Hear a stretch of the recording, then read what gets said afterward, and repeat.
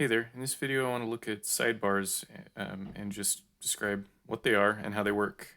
And I'll do my best to avoid making any ICP jokes.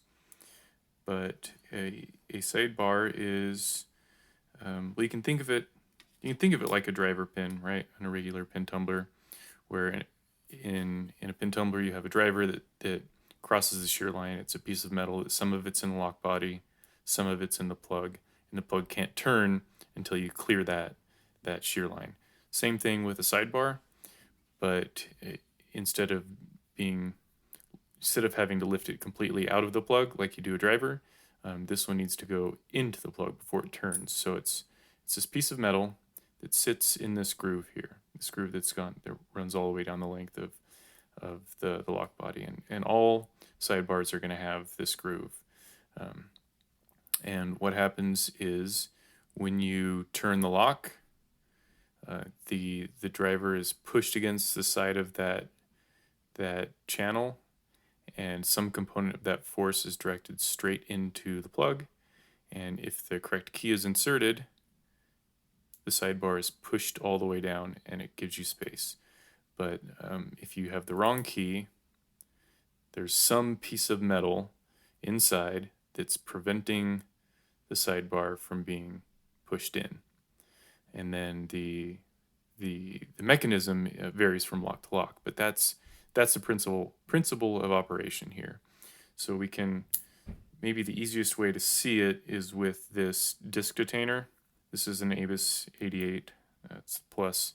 So the sidebar is literally just a bar. It's a piece of metal, sits right here, and if you look inside the padlock body, there's the groove, right there. That's where the sidebar sits.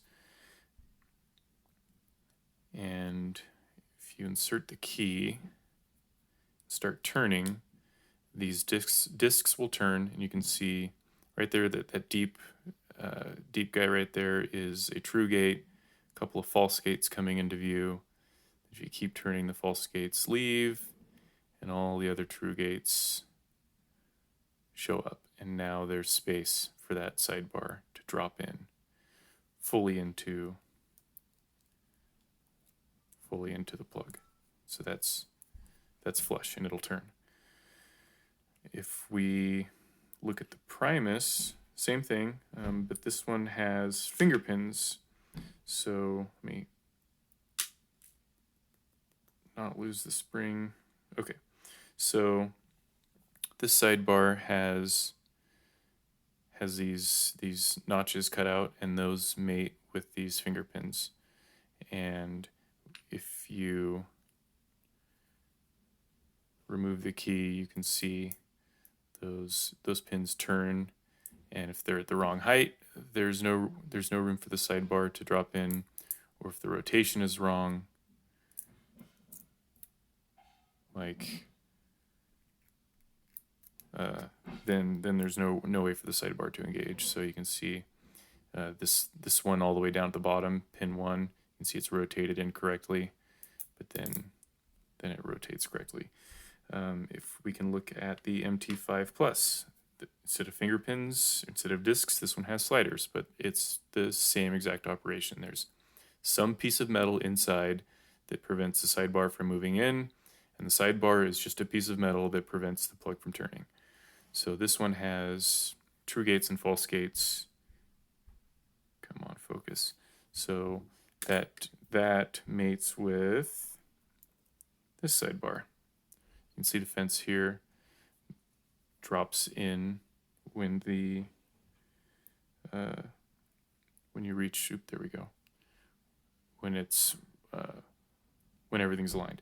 So let me show you those moving around in this lock. Come on. I grabbed it with the wrong finger and now I'm screwed. There we go. Okay, and the key here, maybe it'll be easier if I turn it this way. So when it's inserted properly, you can see all of those gates align. But then if you pull it out a little bit, the gates are misaligned. So that's all there is to a sidebar. I will be making a reverse sidebar video sometime soon, so keep an eye out for that. All right, thanks and have a good day.